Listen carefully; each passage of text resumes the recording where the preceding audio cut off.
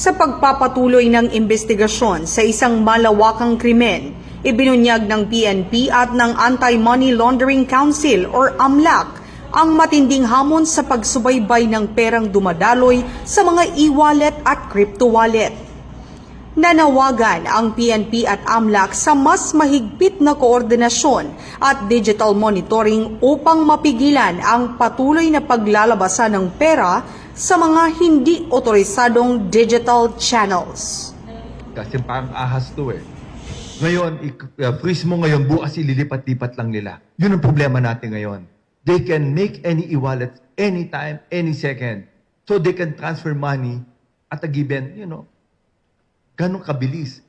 Pa-freeze natin ngayon, mamaya wala na yung pera. Dire-diretso, yun ang nagiging problema natin. Habang tumatagal yung humahaba yung paper trail natin. Virtual trail. Yan ang nagiging problema na And maybe you can ask yung AMLAC natin, paano lang ginagawa yung, paano natin trinitrace yung pera? How hard it is for them to trace money pagka virtually na.